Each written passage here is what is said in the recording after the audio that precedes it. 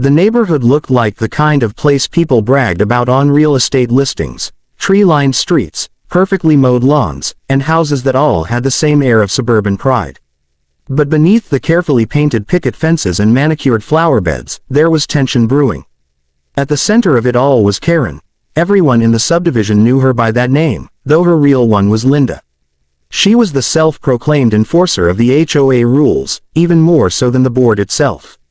She walked around the community as if she owned it, clipboard in one hand, smartphone in the other, snapping pictures of what she deemed violations.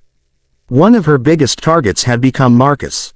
He was a quiet man in his late 30s, a former engineer who'd built his life around independence.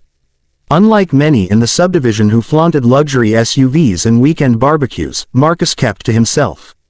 He'd invested heavily in his house when he moved in: upgraded insulation, smart appliances, and most importantly, a full array of sleek black solar panels on his roof. While some neighbors complained about the aesthetic, Marcus knew they were saving him thousands a year. But what no one realized was that those panels weren't just powering his house, they were also linked into the neighborhood's advanced security system. Marcus had helped the community install it 2 years prior after a rash of break-ins, and the HOA gladly took his expertise because it saved them from paying an outside contractor. The panels provided a steady backup energy source that kept cameras and gates online even during outages. Karen, of course, had never liked them.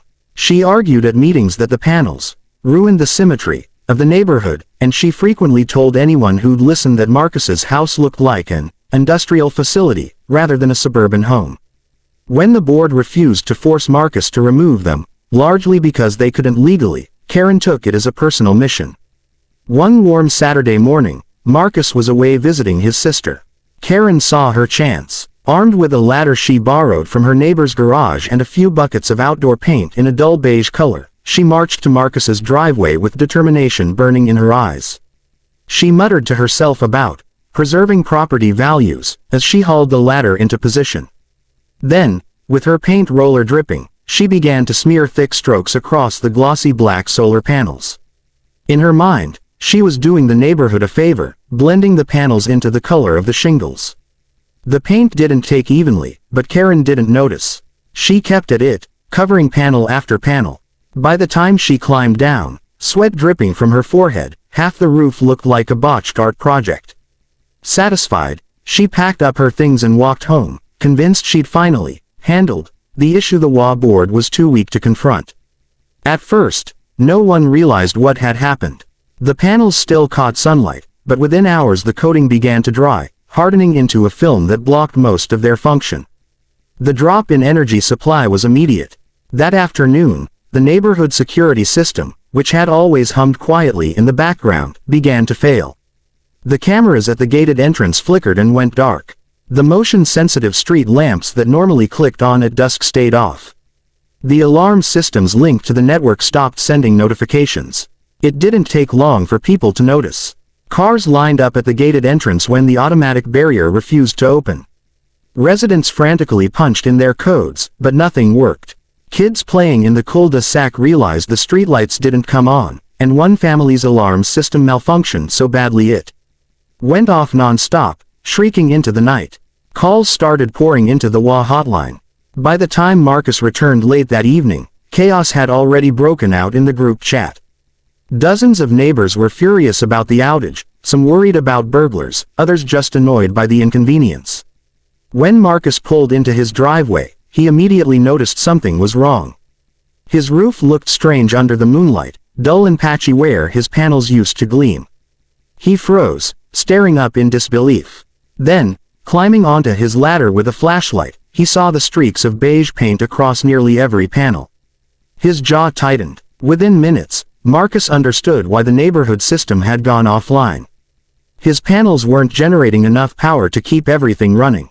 He stormed into his house, pulled up the security footage from his personal cameras, which ran on a separate backup battery, and watched in mounting anger as Karen, in broad daylight, painted over his equipment like she was redecorating a wall. The next morning, the HOA board scheduled an emergency meeting at the clubhouse. The room was packed, voices raised as neighbors demanded answers.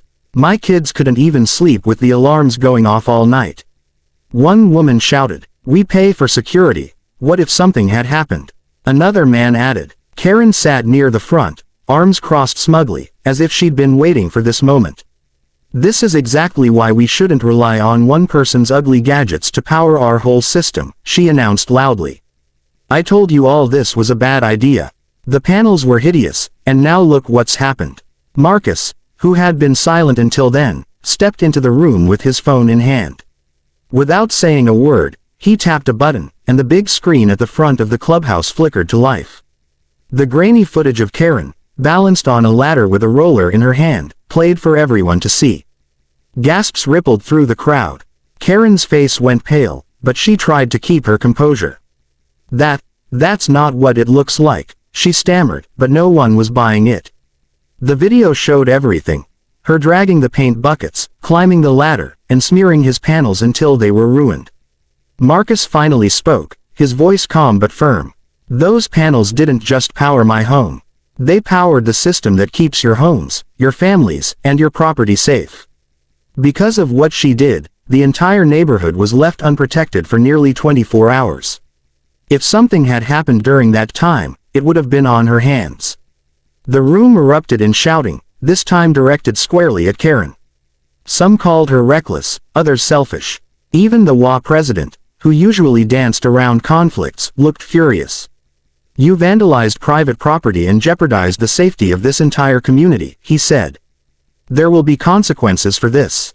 Karen tried to argue, muttering about aesthetics and property values, but it was useless. Her neighbors, once tolerant of her antics, had finally turned on her. And Marcus, standing quietly with the footage still looping behind him, knew this was just the beginning. She had crossed a line she could never walk back from.